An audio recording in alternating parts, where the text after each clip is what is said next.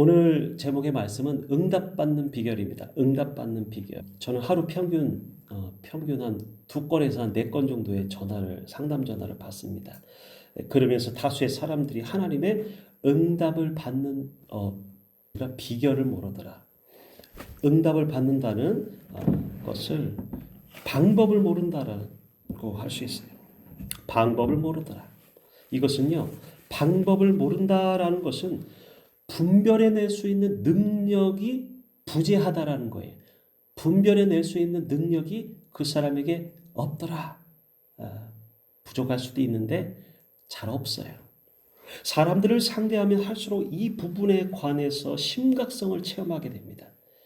하나님의 뜻과 응답과 말씀을 없는 것이 아니라고 그랬어요. 하나님의 말씀이 내게 떨어지지만 그 말씀이 내게 어떻게 적용되는 것은 이렇게 생각을 해야 됩니다.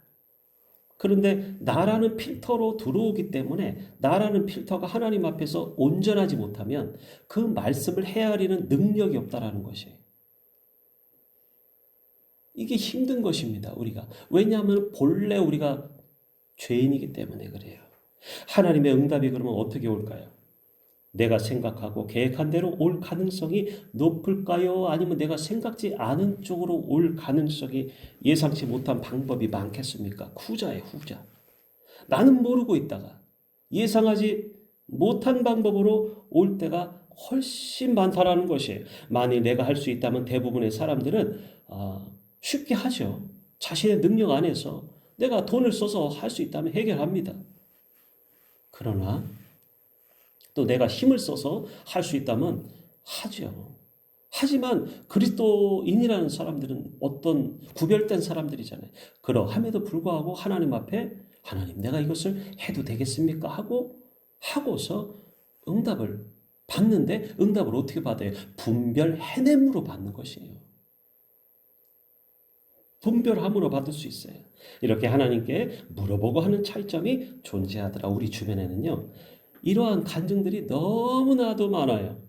인간적인 방법으로는 이제 해봤는데 기다려봤는데 다 막힌 길이에요. 이게 큰일 났구나. 큰일 났다. 그런데 전혀 예상을 못했어요. 방법이 없었는데 얼마 전에도 그래서 그 주일날 시간에 말씀드린 것 같아요. 주일날 시간에 어떤 분이 수개월을 자신을 믿음으로 던졌어요. 과거에 하나님 앞에 어쨌든 하나님 앞에 좋은 일을 했는데 그 이후로 많은 곤란함을 겪었어요. 그랬는데 믿음으로 그 길을 걷기로 던졌더니 웬걸요. 정확히 8개월 만에 하나님이 생각지도 못한 곳에서 응답을 주신 거예요. 그래서 그분의 삶이 다시 열렸습니다. 도저히 인간의 방법으로는 할 수 없고 노력했는데 끝까지 안 되는 경우가 있을까요? 없을까요? 있어요. 저는 예지적인 은사가 강합니다. 하지만 틀리는 경우가 종종 있겠죠. 틀릴 때가 드러나요. 어제도 어떤 분이 어떤 걸 물었는데 제가 보는 것과 달랐어요. 결과적으로는. 근데 왜 그럴까? 하나님이 보여주시고 하나님이 분별케 하시는 능력을 가지고서도 왜 틀리는 일이 생길까라고 그 가운데서 물론 사람이니까 불완전하니까 그럴 수 있습니다. 그런데 상황이 달라지는 것을 보게 되었어요. 마치 히스기야처럼 이 상황이 달라져요. 대표적인 사람이 있는데 성경에서 솔로몬입니다. 무슨 상황이 달라지는가? 솔로몬은 복을 받은 사람이었어요. 그럼 1,000번제를 드립니다. 그런데 구하기를 하나님 앞에 부귀영화보다는 하나님의 백성들을 다스릴 수 있는 지혜를 구했어요. 그랬더니 하나님이 내가 금도끼를 주랴 은도끼를 주랴 뭐 이랬더니 이 금도끼가 내 도끼입니다. 이게 아니라 자기가 가진 것을 그대로 했더니 나머지 도끼를 다 주잖아요. 그러듯이 하나님 앞에 진실되고 하나님 마음에 합한 것을 솔로몬이 구했다라는 거예요. 그런데 그렇게 복을 받고 그렇게 선포를 받았는데 어때요? 이후에 처음에는 다윗 아버지의 정직한 길로 그가 행했어요. 하나님이 염려했었던 그 본문이 있어요. 그 아들 솔로몬이 아버지 다윗의 길로 가고자 했지만 그러나 악한 길로 나아갔어요. 많은 후궁들을 데리고서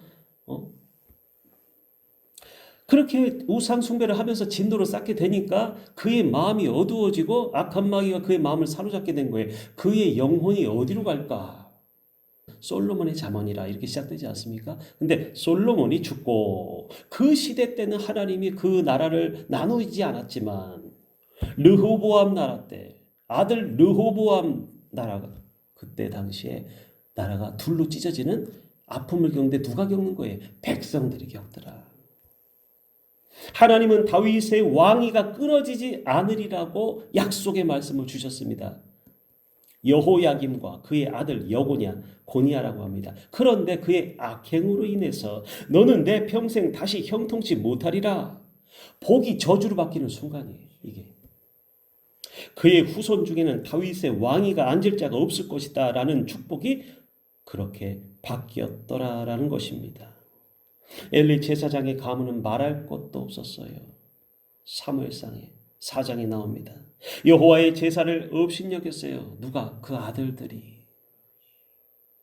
그런데 여호와의 제사를 업신여기는 것을 눈이 어두웠던 인간의 눈이 어두운 것이 아니라 영적 눈이 어두운 것이에요. 그것은 시대상을 말하고 있어요. 제사장인데 영적 지도자의 역할을 해야 되는데 눈이 어두운 거예요. 아들들의 악행을 그대로 보고 있었던 것이. 그래가지고 여호와 앞에 드린 고기를 갖다가 뒤에서 딱 커튼문을 열고 갈고리를 가지고 다 가져가는 놈이 그 놈들이었어요. 그걸 고발해 놓고 있어요. 성경에. 어떻게 돼요? 한날에 그 가정이 어떻게 됐어요?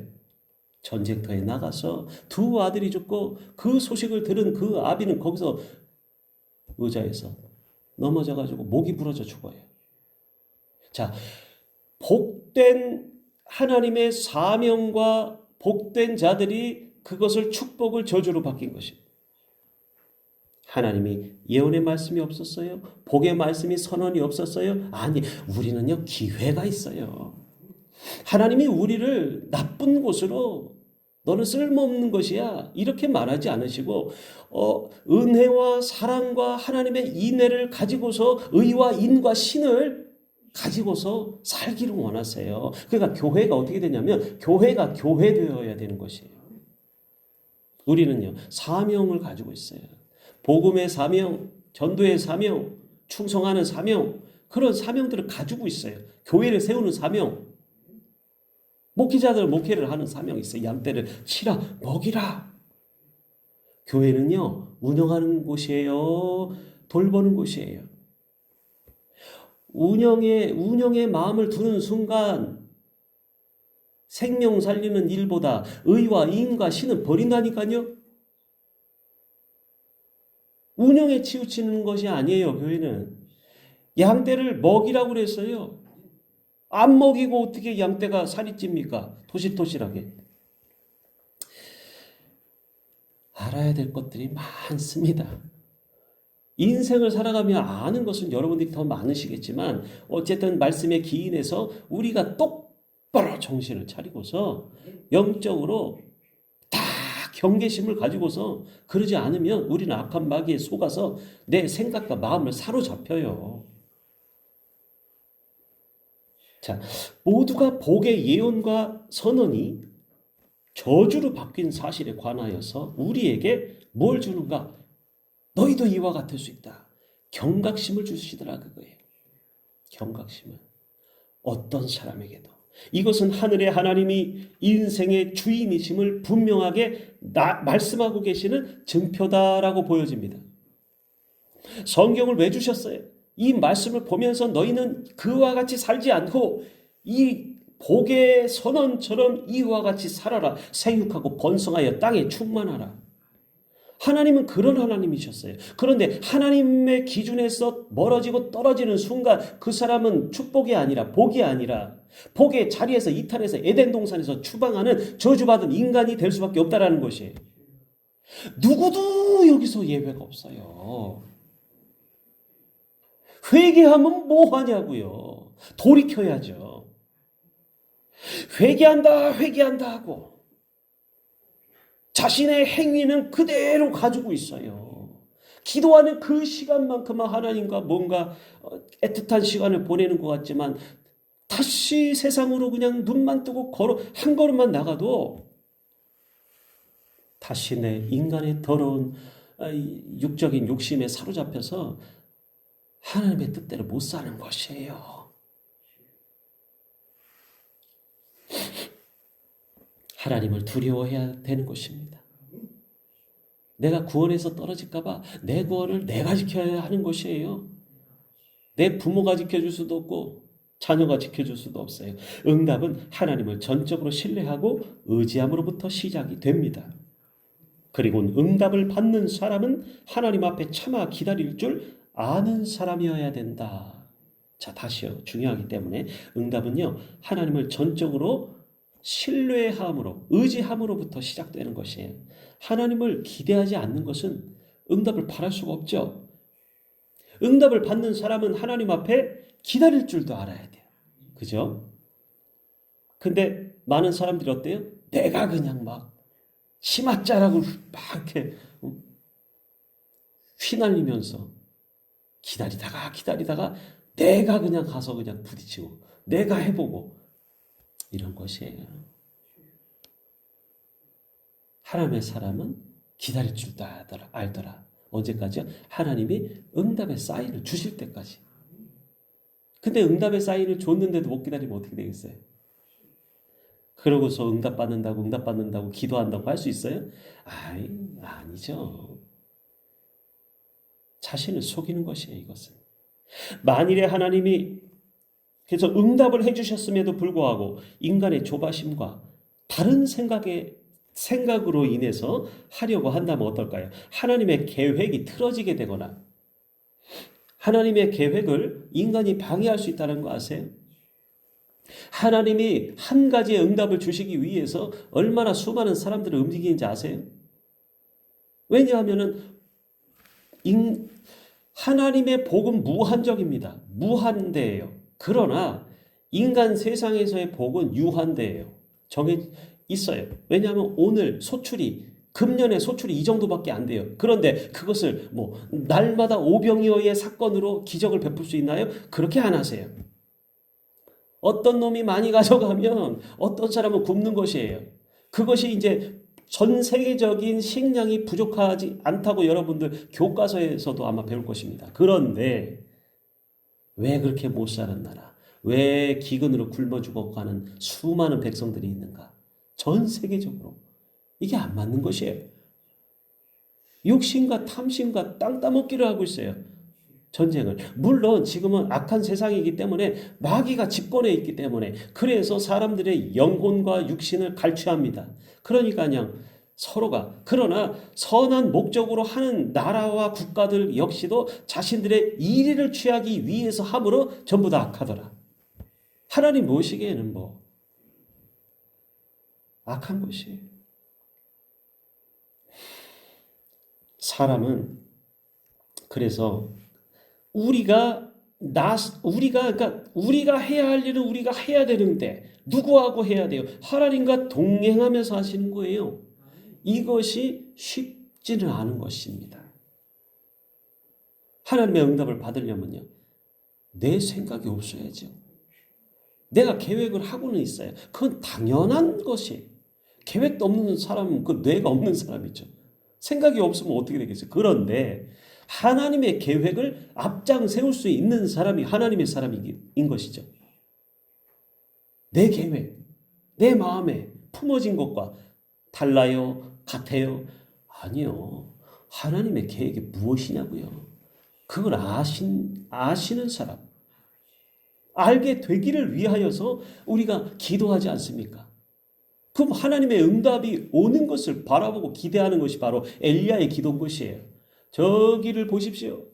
처음에는 안 보여요. 그러더니 손바닥만한 구름이 생긴 것이에요. 청청한 하늘에. 그리고 나서 비가 쏟아지게 된다라는 사실이죠. 어떻게 해야 돼요? 바라보고 기다려야 돼요. 바라보고 기다리지도 않으면 어떻게 깨닫느냐 그거예요. 그래서 우리가 자칫 하나님의 계획 속에서, 하나님은 공동체 속에서 여러 가지 사람들과 일을 일으키시면서 응답을 주시는데 사람들이 그것을 못 기다려서 하나님의 계획 속에 방해가 되더라. 충분히 그럴 수 있겠죠. 저는 그런 것을 많이 보게 돼요. 하나님의 계획이 방해가 되면 고통이 가중됩니다. 그리고 시일이 오래 걸리게 되더라. 자, 사람은 하나님께 응답받기를 내가 원하거나 원치 않는 것도 응답일 수 있다는 사실입니다. 인생의 주관자가 하나님이시기 때문이에요. 우리의 삶은 그분을 인정하는 것이죠. 정직한 사람은 하나님의 응답을 받는 사람일 것이에요.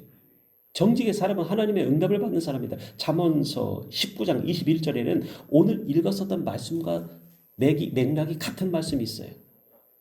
19장 21절입니다. 사람의 마음에는 많은 계획이 있어도 오직 여호와의 뜻만이 완전히 서리라. 사람의 마음에는 많은 계획이 있을지라도 오직 여호와의 뜻만이 결국에는 서리라라는 것이에요. 또 오늘 읽은 말씀, 사람이 마음으로 자기의 길을 계획할지라도 그의 걸음을 인도하시는 이는 여호와시니라. 이 두 말씀 모두가 하나님의 뜻과 계획은 사람처럼 흔들리거나 변하는 것이 아니다라는 것을 알려주고 있어요. 이것은 매우 중요한, 정말로 인생을 살아가는 데 있어서 중요한 잣대와 기준이 됩니다. 인생의 잘되고 못되고의 척도가 여기에 달려 있어요. 사람은 뜻이 일정하신 하나님과는 달라요. 그죠? 사람은 뜻이 일정하신 하나님과는 달리 어떻게 왜 흔들리고 마음이 바뀌고 하나님의 방법과 응답에 대해서도 의심하게 되고 믿음이 없는 것일까요? 이것은요, 좀 어려운데 신앙의 믿음이 있고 믿음의 신앙이 있어요. 신앙의 믿음이 있더라. 신앙의 믿음, 그리고 믿음의 신앙이 있어요. 신앙의 믿음은 어떤 것인가? 신앙이 앞에 있어요. 신앙이 앞서죠. 신앙의 믿음은 신앙은 있고 그 신앙 안에서 드러나지는 믿음입니다. 신앙이 있기 때문에 좀 더 포괄적인 것이에요. 결국에는 우리가 이것으로 나아가야 돼요. 신앙이라는 것, 신앙을 갖는 것은요, 그 안에 믿음이 있다라는 것이에요. 진짜 그거는 큰 그림일 수 있어요. 숲일 수 있어요. 자, 하지만 믿음의 신앙이 있어요. 믿음에서 비롯된 신앙을 이야기합니다. 믿음을 갖게 됐더니 점점 그가 신앙이 된 것이에요. 전체적인 포괄적으로 정말 믿음 있는 신앙인이 되었어요. 신앙인으로 인정받게 되는 것이죠. 그렇기에 사람들에게 부족한 것은 무엇인가 보니까 믿음의 신앙인 것이에요. 믿음이 얕거나 부족하거나 아예 없을 수 있어요. 믿음이 조금 있어요. 믿음이 얕아요. 바람이 불면 쓰러집니다. 날아가 버려요. 후딱 날아가 버려요. 어디로 간지도 몰라요. 나에게 믿음이라는 게 있었는지도 조차도 모를 정도예요. 믿음이 얕고 부족하고 어떤 사람들은 믿음이 전혀 없어요. 저 크리스천인데요. 저 직분자인데요. 아니요. 믿음이 없어요. 믿음을 찾아볼 수가 없어요. 그 속에 불의한 일을 행할 뿐이에요. 믿음이 없어요. 중요한 일 앞에 내가 놓이면요, 믿음을 그냥 냅다 내던져 버려요. 그리고 어떻게 해요? 인간적인 방법으로 눈에 불을 켜고 합니다. 그 사람은 신앙이 없기 때문이에요. 그 사람은 신앙도 없는 것이에요. 그런 사람이 응답을 바라고 기대할 수 있다고요? 이것은 착각인 것이에요. 그런 사람이 어떻게 하나님께 응답을 바라고 구할 수 있는 염치가 있겠어요? 신앙이 없는데, 믿음도 없는데, 그건 자가당착이에요. 자기 말에 착각이더라. 그런 사람은 주께 얻기를 생각지도 말아라 라고 성경에 또 기록하고 있어요. 그런 사람은 주께 얻기를 바라지 말아야 하는 것이에요. 왜냐하면 그 속에는 하나님을 진짜 믿는 믿음이 없기 때문입니다. 그런데 무엇을 바랍니까? 믿음이 있어야 하나님을 만날 수도 있고 경험할 수 있게 되는 것이죠. 이렇게 중요해요. 믿음이. 믿음을 갖는 것, 세상에서 믿음을 갖는 것, 하나님의 응답을 받는 데서는요, 믿음의 조건이 있는데 이 믿음을 가져야 보여요. 하나님의 응답인지 아닌지가. 근데 그 믿음을 엿장수한테 갖다가 주고 없애버렸어요. 보이지 않는 것이에요. 믿음이 없이는 백날 하나님께서 경험을 시켜줘봐야 믿음을 줘도 길 가다가 그냥 흘려버리고 혹은 쓰레기통에 자기 자신이 이거 뭐야 이거 필요 없는 것이 내 주머니에 있네 그러면서 그냥 내 마음에서 쏙 빼서 그냥 버리는 것이 쓰레기통에 갖다 버리기 때문에 어떤 응답도 그 사람들에게는 효과가 없더라. 그래서 믿음을 백날 줘봐야 하나님 편에서는 소용이 없다. 왜 그랬어요? 그 겨자씨만한 믿음도 가지지 못했기 때문인 것이.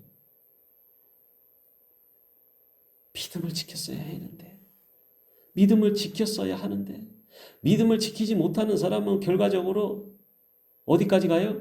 자신의 생명을 빼앗기는 데까지 갈 수 있더라. 이것은 구원에서 멀어진다는 것을 뜻하고 있어요. 아마 지난주에 설교했던 것 같아요. 그 부분에 대해서도. 그래서 첫째는 믿음은 그리스도의 말씀을 듣고 받아들임으로써 생겨나는데 회개치 않는 자. 그런 사람에게는 믿음이 생겨날 리가 없다. 그리스도의 영이신 성령 하나님이 그런 사람에게 거할 리가 있어요, 없어요? 없겠죠. 하나님을 따라서 살지 않는데 예수의 영이 그 속에 거해요? 아니요. 성령님이 거하시는 것은 자율적이에요. 떠나고 싶으면 떠나세요. 오고 싶으면 오세요. 구하는 자에게 또 주시지 않겠느냐? 그러나 하나님도 하실 일이 많으신데 그 사람하고 동행할 이유가 없어요.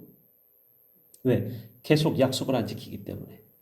하나님과 맺은 언약의 사랑의 십자가의 보혈의 그 언약과 사랑의 은혜를 약속의 약속 우리와 그러니까 우리 속에 거하신다라는 약조를 하시고 약속을 주신 거예요. 그런데 그 고마움에도 불구하고 하나님을 멀리 자꾸 하나님이 아닌 길로서 가면은 그 사람은 그리스도의 사람이 아니더라.